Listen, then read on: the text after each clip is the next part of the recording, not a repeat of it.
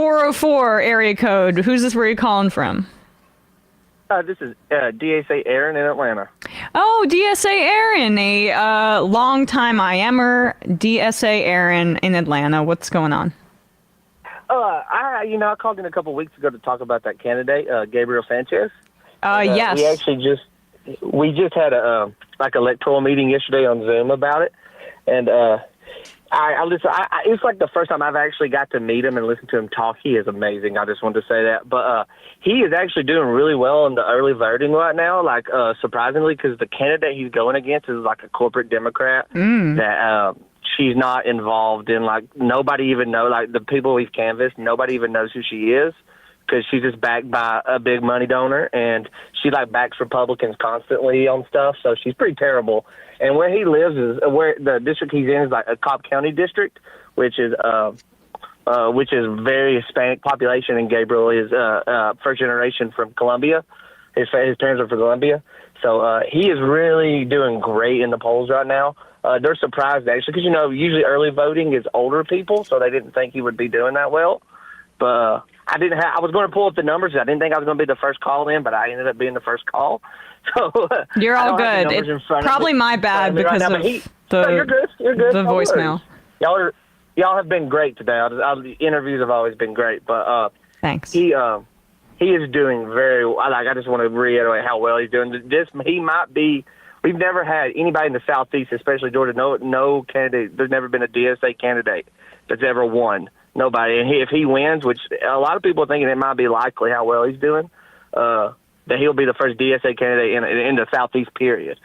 So that's a really great start for us, and he's just doing the right thing. He's just really great. I mean, I'm really excited for it. I'm hoping because y'all, I know in New York y'all have a lot more DSA candidates that represent, and it's so much different down here. So he's really doing the right things to get that started. But I did have one other question for you, and I've just blanked. Oh, here it is. I don't make fun of me on this. I've been thinking about this a lot lately.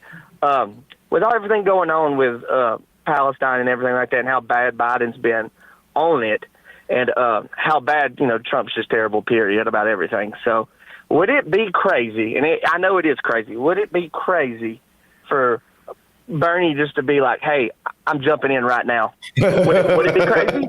Would it I'd be love crazy? that. Well, I'd love that. It would be crazy. It'd be funny. It would be funny. I mean, but the convention's 35 to 18, like 18 to super. 35, everybody's going to vote for him. Right, but Super Tuesday's already. It's too late, buddy. We've had like. Oh, I'm sorry. All the delegates are going to switch to me once they hear my position. Yeah. I knew that too, and I just went. I knew that. I'm so stupid. No, you're absolutely not stupid. Something should happen. I was thinking local elections. Sorry. That's where the focus has to be.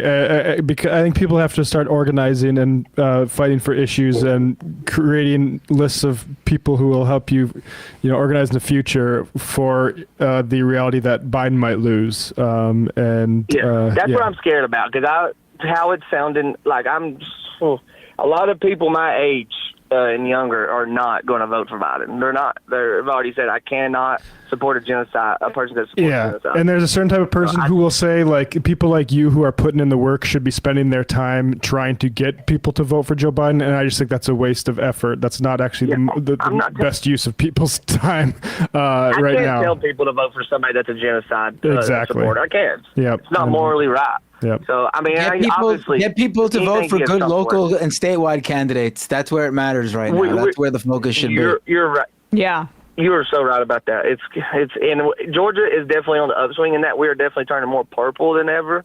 So that it's really great what's going on here, and I hope it starts because I'm ready for changing the state. This state's pretty terrible, so I'm ready for a lot of change. Even if you can't bring yourself to vote for Biden, right? Which I understand. You please I don't want it to hurt down ballot Democrats. Especially if they've taken a good stance on Israel-Palestine. Right. I do know in my state, I kind of have to vote for Biden because it is a purple state, right. And we need this state. So I get it. But other states, I feel like New York, I feel like they do have a chance to actually do that more. Vote for somebody else. I know right now I'm in a tight spot where I have to vote for the right guy. But I wish they'd give us better candidates. I can't believe this country allows candidates to even be brought up that are this bad. That's the system that we inherited from slave owners. Go ahead, Bender. Exactly. You have three main choices this coming November, and all three of them apparently have brainworms. Pick the one that has had least of their brain eaten, I guess. Pick the one who has the most brain matter left. That's evilism for you. I think most of them have. Everybody in my state that doesn't live around Atlanta, I think, has brainworms the way they talk. So I think people are really, that might be good for RFK for Georgia, because I think everybody in the state has brainworms. So. Oh my gosh. All right. Well, appreciate the call, Aaron. No, thank you very much. Left is best. Y'all have a great day. Thanks. You too. Hey, folks, don't forget to hit the subscribe button and check out our daily show. We do it every day at 12 p.m. Eastern for about 2.5 hours. We even take phone calls. You should check that out.